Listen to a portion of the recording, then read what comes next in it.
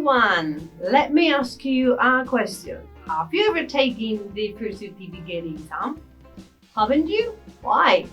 Bear in mind that the certificate is a must to complete your CV, certify your university, or even get points in your state exam.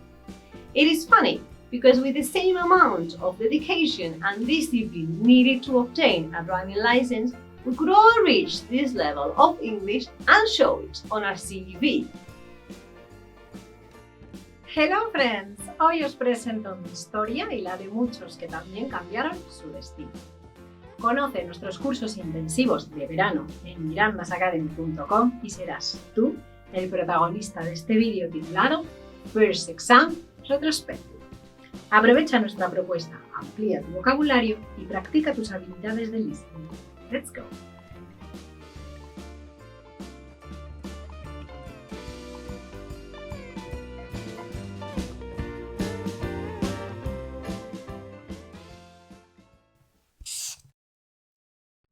Today was the day.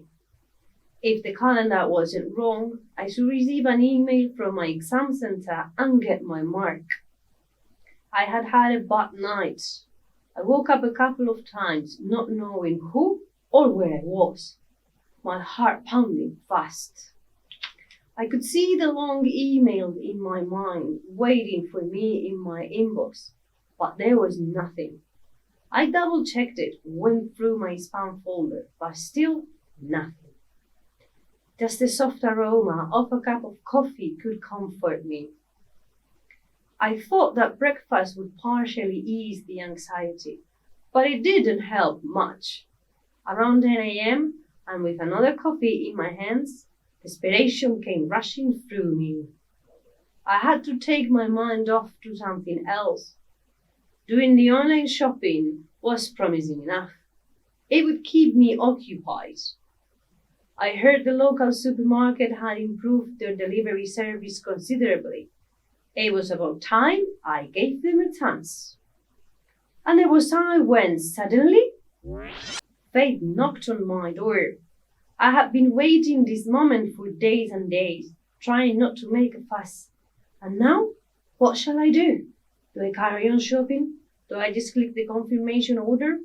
Or shall I open the email right now and leave the shopping on standby? Failing was a possibility. The exam was a test that required a significant effort. It would be a shame, but I wouldn't give up. However, passing would be such a success. Without further ado, and gritting my teeth, I opened the email and read through it.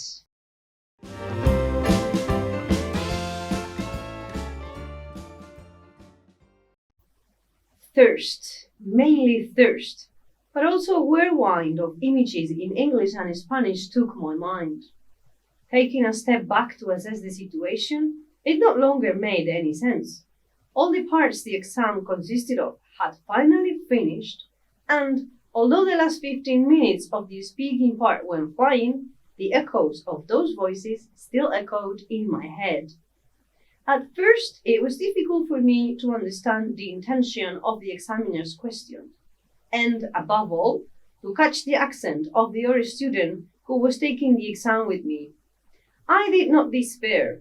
Luckily, my intensive teachers had already warned me about this.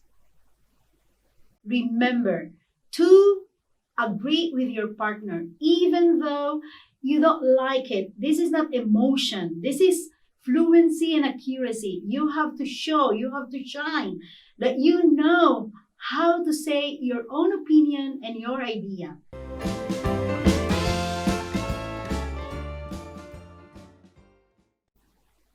I must confess that for me, the listening was the part I feared the most. Now, looking back, I don't think it's any better or worse than the others. In any case, in my eyes, it's all down to the range of vocabulary required, which makes luck the main factor then. If you know the topic, you're fine. If you don't, you will find some difficulties. We were spoilt for choice. Read the instruction or the question and even know the message and understand what they are talking about because they are merely similar.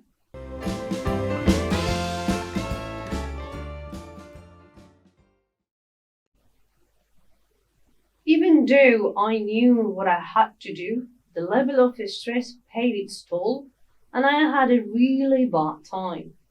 All of a sudden, I couldn't think straight and organize my thoughts. That sudden loss of confidence almost spoiled my whole test.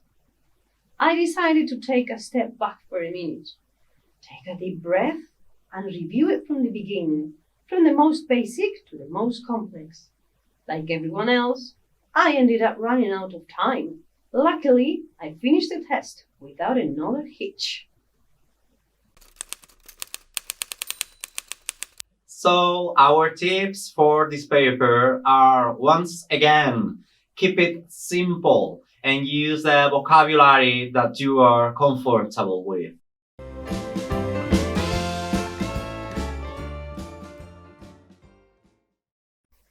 As an icebreaker, it wasn't bad. This part really gets you in gear. It seems they're trying to cut you out. It makes you see a mountain where there is only an anthill. Right there, everything seems to be evidence to your answers. Everything looks all right. That's why training for the exam with the correct instructor is vital. The tip here is to learn your collocations, your word formations, and also phrasal verbs. Once you understand them, then for the first part of the exam, all the rest should be relatively simple to do. Un maratón de 4 horas prácticamente sin pausa. No solo es dar el nivel, es dominar el examen y no dejar que las dudas te nublen la mente. En mi caso, hice el intensivo de Miranda's Academy. Tomé nota de todos los trucos y consejos tanto en el aula como en Miranda's TV Plus y así me planteé en el examen, con los deberes hechos y todo lo necesario. Te dejo el enlace en la descripción.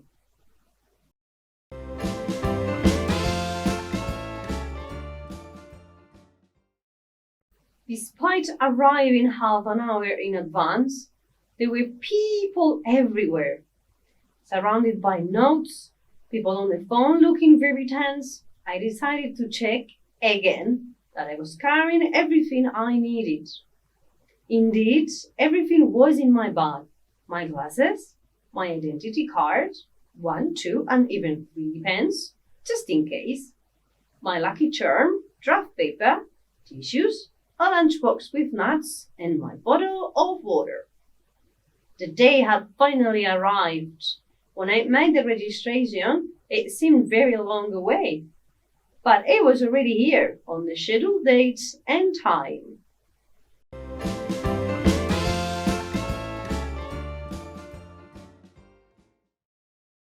I had been told to sign up early, at least 2 months in advance. I thought they were exaggerating, but they weren't. Thank God I followed the advice of my learning center, because there were hardly any places left for the only available date. At Miranda's Academy, that helped me do all the process, fill in the forms, make the exam fee payment, and so on. After a few days, I received a confirmation entry email with the dates and details. I could no longer back out. How did I get here? We could call it necessary coincidences.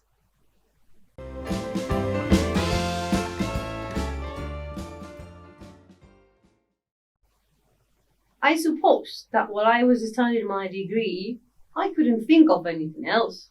I didn't really have time either. But 3 days after taking my last uni exam, I felt I had left something behind, like a gap in my career of some sort. Legend has it, it happens when one finishes university, and on top, it was accompanied with a kind of buzzing alarm.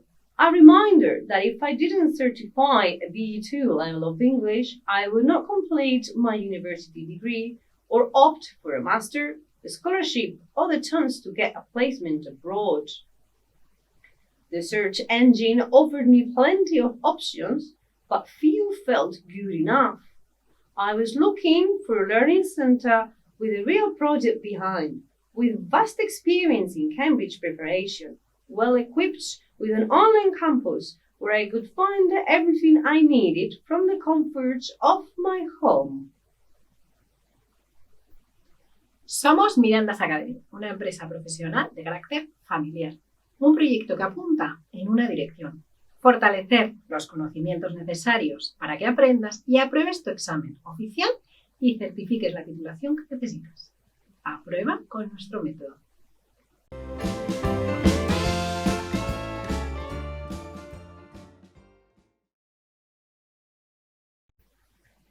Blah, blah, blah. The email was definitely referring to the exam, but I couldn't spot what I was looking for. Nerves attacked my stomach, paralyzing the activity of the rest of the senses, when the icon of an attachment caught my eye. Without even knowing what it was, I clicked on it, and it took 5 seconds to download. They seemed forever, to be honest. What do you want to do with the file? The laptop asked me coldly. I opened it, read it and reread it, without time to release attention, and began to float with happiness. I had passed my first, and a bright future was finally ahead of me. ¿Y tú? ¿A qué estás esperando? Coge las riendas de tu destino. Bye bye. ¿Qué os ha parecido? Un listening de alto voltaje, una propuesta diferente. Síguenos, disfruta y comparte todos nuestros contenidos. Nos tienes a tu entera disposición en mirandasacademy.com y en todas nuestras redes sociales. Te dejo con el siguiente vídeo titulado Go Phrasal Verbs Part 2. Muchas gracias, see you soon. Bye bye.